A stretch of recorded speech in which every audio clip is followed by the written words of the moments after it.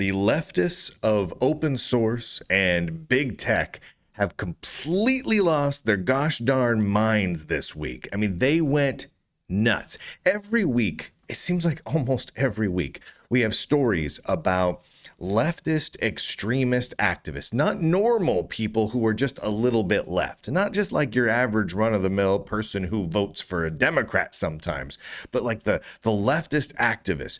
We have constant streams of news stories in the tech industry of them going nuts, of them committing purges within their open source projects or doing crazy discrimination inside their big tech companies. It's one thing after another. This week was especially crazy. I was sitting down earlier today to put together my weekly, week in tech wrap up. All the news stories that the Lunduke Journal put out over the week, and it was just I'd almost forgotten. I'd forgotten the crazy stories that the week started with. I want to walk you through some of them in chronological order, just from the last 7 days, really the last 6 days and change of just the nuts stuff that the open source leftist activists have been doing just this week. And it gets progressively more insane as the week goes on. And after I record this show, I've got to sit down and probably record one or two more because they keep doing more crazy stuff. It's nuts. It's nuts. So it started out about a week ago with open source activists specifically attacking leftist open source conferences. It's literally, the week started out with the leftist activists of open source so ramped up and riled up that they were attacking their own. The All Things Open conference takes place in North Carolina every year. And it's become a big conference. It's heavily funded by Red Hat and some other very leftist open source and big tech related companies. It's run by very, very leftist organizers. It's a very political conference, so political that they dedicate an entire day of the conference to diversity, equity, and inclusion. They literally have their day of diversity and inclusion and all that sort of thing. It's almost difficult to imagine a tech conference being more politically left than All Things Open. But yet the leftists, they managed to find a way to be upset about it because it wasn't leftist enough. It wasn't pro-trans enough. It was crazy. And then within hours of that, it seems, Ubuntu, the world's most orange Linux distribution, they got caught up in a controversy. This was at the end of last weekend, where they had censored a person who declared in a forum post that they were queer and a furry, right? And that made a whole bunch of queer and furry people very angry. And the moderators over at the Ubuntu forum were like, well, we just don't need to do political stuff. You can talk about anything else and you can be queer and furry, but let's not talk about sexuality and politics and religion. Let's just leave that out and let's focus on, building a Linux distribution. That caused a virtual riot.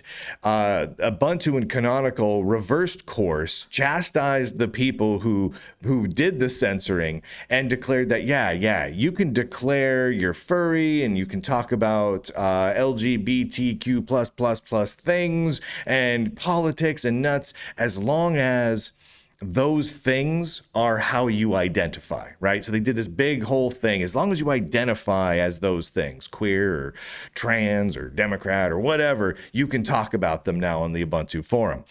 So I tested it out and I went and made a little statement where I said, hi, everybody, I'm Lunduke. I'm a conservative. Boom, banned. Instantly, it got deleted. I got banned permanently from the Ubuntu forum, and everyone who followed up to ask about it got deleted and banned and censored by Canonical and Ubuntu. I reached out to Canonical and Ubuntu for comment, got absolutely nothing. So officially, with Canonical and Ubuntu, the world's most orange Linux distribution, you can talk about be any identity you want as long as it's not straight or conservative or assumedly Jewish or Christian. Like, they were not happy. A couple other people tried to do similar things where they're like, hey, I'm a straight white Christian guy. Banned. Yep. So there's that happening. And that all occurred by the time Monday hit. Then we had the story about JetBrains having a plugin, which was in some cases installed by default. Not all. Some of their IDEs didn't install it by default, but a plugin that specifically helped people avoid problematic language like whitelist, blacklist, master, etc., or male pronouns. It literally had a plugin that JetBrains themselves, the IDE developers, developed to check for male pronouns and advise you not to use male pronouns because a lot of people feel real uncomfortable around male pronouns. It's just a plugin so you can remove it, and in a bunch of their IDEs it's not even installed by default, but they developed it and they provide it for everyone with a little one-click install and all that. It's just stupid. And then SUSE, the oldest Linux company on planet Earth, hired as their new head of marketing, their new C-level executive for marketing, their CMO, Red Hat's former vice president of diversity, equity, and inclusion. You can't make this up. Red Hat's DEI vice president, she oversaw some of the most egregious legal violations that Red Hat and IBM took part in. You know, we're talking about Red Hat having specific training programs for teaching their employees how white people are bad. That's a real thing. I have the full slide deck. Go check it out at the Lunduke Journal. Trying to encourage their executives to hire less white people because white people are bad, right? Just crazy racist stuff, psychotically racist stuff that is both illegal at the state and federal level in the United States, and that there's now executive orders against, right? So Red Hat and IBM are facing massive lawsuits over this stuff. And the VP of DEI that oversaw a bit of that is now the head of marketing for SUSE, for the world's oldest Linux company. And then Red Hat, because Red Hat can't get enough. There's going to be more Red Hat stories this week. A Red Hat employee, one of their big developers that works in the Free Desktop organization and runs code of conduct stuff and speaks on behalf of Red Hat a lot, came out and officially made the statement that free software advocacy, so advocating for free and open source software, is the, quote, IT version of white supremacy. Huh. Okay. All right. So it's now white supremacist to push open source in a business environment, or to say, hey, my corporation should move to GPL or BSD or MIT licensed software, and here's why. That is white supremacy. Yeah, you can't make this up. Like, it's like one thing after another. This was every single day. There was more stuff like this. They were losing their gosh darn minds. Then the Void Linux developers started censoring anything related to software they didn't like. So Ex Libre is viewed as right wing for some reason by some of these people, and they started censoring anyone posting screenshots or talking about the Ex Libre X server. Weird. There was a thing at Amazon on the big tech side of things where someone started trying to form a worker intifada at Amazon because we saw how well that worked over at Microsoft. And then, and then there was the murder of Charlie Kirk. Awful. And the response from the open source leftists was insane. I'm not going to go over and quote it all today because honestly, I can't get that mad again today. I got so mad about it earlier in the week, and I just can't handle getting mad about it again today. I need a day off from that. But you can go check it out. If you go, I'll put a link to this article with all the links in it, so you can go watch it yourself and get mad yourself. But it was amazing how many open source leaders, like leaders of projects, founders of projects, spokespeople for open source corporations, etc., were coming out celebrating the murder of Charlie Kirk, talking about popping bottles of champagne, laughing about it, posting little laughing emojis about him being murdered. Crazy evil stuff. And it's just like one thing after another. It's like every day they became more unhinged, more crazy, more just truly evil. It was nuts. And then just to cleanse my palate, at the end of the week, we had a good story related to the leftist activists. Ex Libre, again, the open source X server, renamed for engineering purposes one of their functions. Now, this should not have been a news story in and of itself, because who cares about some random open source project renaming an internal function? Who cares about that, right? Well, it's an important function. It is the function that returns the screen that everything builds upon, right? Like the root screen that you need to reference for, multi-screen setups and virtual monitor things and all sorts of things, right? And for engineering purposes, they renamed that from first screen to master screen, because it's not really the first screen. It really is the master screen. It's a different thing from an engineering standpoint. And so they renamed it for engineering purposes. But of course, that's just going to drive the inclusive naming people up the wall, because they've been working so hard to move everyone away from master-slave terminology. And along comes an open source project that has already kind of been poking the hornet's nest, just going up to the sleeping bear and jabbing him in the tummy with a stick, and comes along and renames something to master. Genius. Love it. It made me smile so much. It made me laugh. It made me very happy. So at least we got to end on that good note. But holy heavens, man. So many crazy stories this week of the leftists just going nuts and attacking people and censoring people and celebrating and encouraging and advocating for murder. And like, it's off the charts. We're not in an era where we're like, okay, let's talk about our political differences and you vote for that person. Okay, well, I'll vote for that person. We're not doing that. It's not where we're sitting down and going, well, people on the left, they're okay with higher taxes and some more socialist style policies for more socialist style programs, and people on the right are generally opposed to more socialist style. We're not talking about that stuff. We're just simply saying that there's this group out there they are leftists, activists in open source and big tech who are doing some crazy stuff, censoring people nonstop. Advocating for violence, and a lot of times just in the most vulgar and profane ways. And it's ramping up all week. It's going nuts. And we've got more stories about this heading into next week.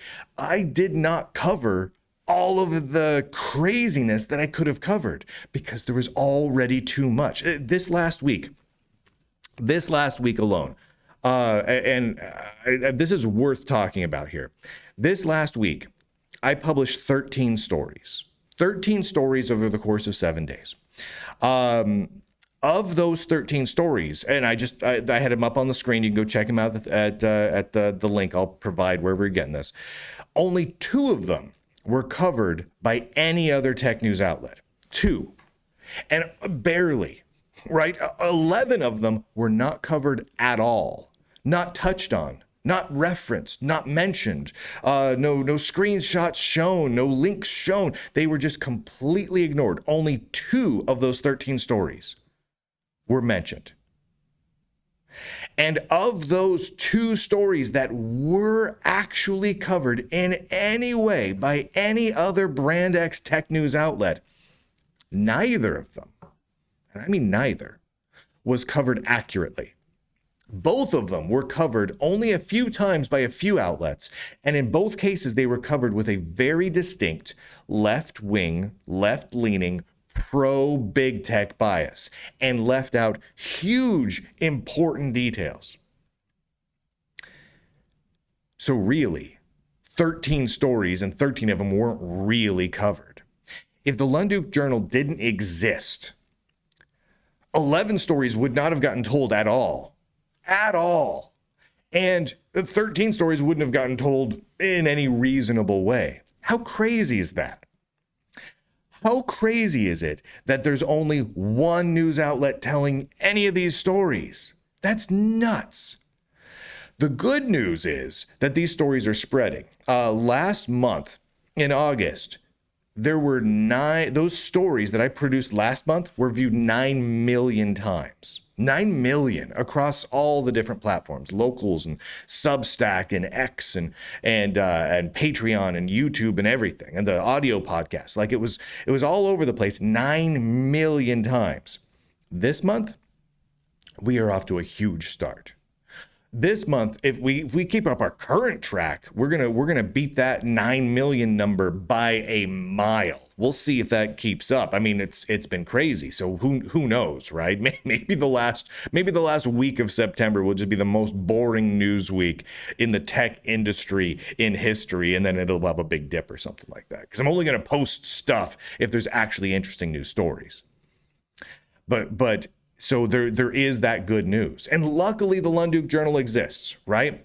If you did not support the Lunduke Journal, this wouldn't be possible, right? Because like I pointed out, 13 stories, 11 of them didn't get covered at all because they make big tech look bad. They make open source projects look bad. They make leftists look bad. And so they are not going to get covered. Because the other tech news outlets out there are very much leftist politically. So they're not going to cover the things that make their leftist ideology look bad. They're just not going to. They refuse to. I've talked with them about it. They won't do it. But B, even more importantly, they get all of their money, like all of it, from big tech. All of it. If the big tech money goes away, those brand X tech news outlets, and I'm talking all of them, they go out of business tomorrow. They are barely hanging on by a thread. And they take a lot of money from big tech. The Lunduke Journal takes zero monies. Zero buckazoids. Not one coin. Not one penny comes from big tech. Or little tech. Or any company at all. So no company, no foundation, no project, no political party, no one can tell the Lunduke Journal what to cover or what not to cover or how to cover it.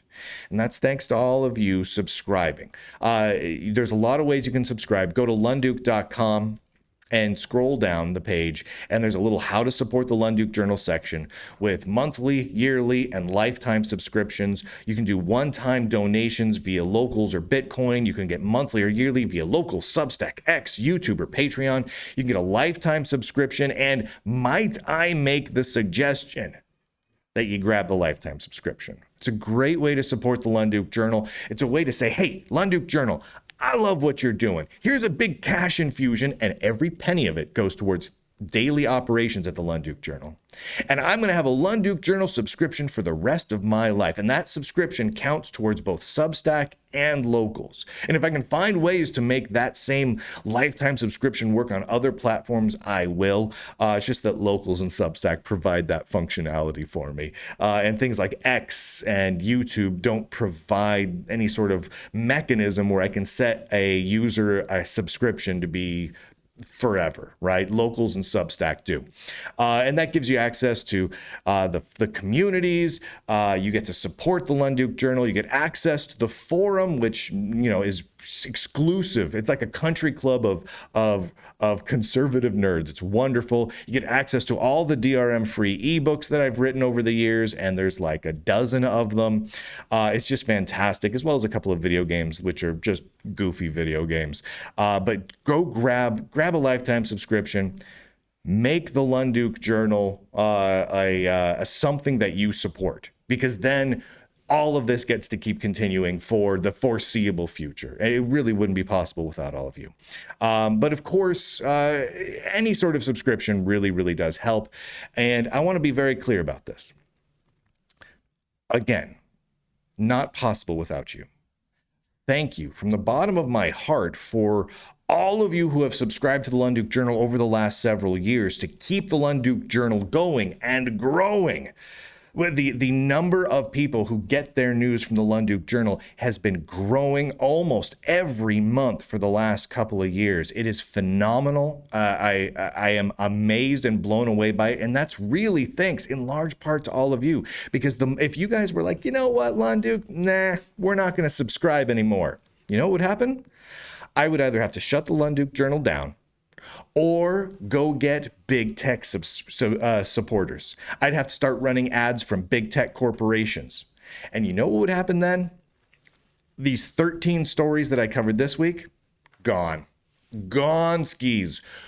Totally gone. I'd have to be covering, gee whiz, golly, look at the cool new press release. Oh man, IBM has great high uptime new versions of their cloud-based offering. They're changing the world through middle out compression algorithms. It's retarded.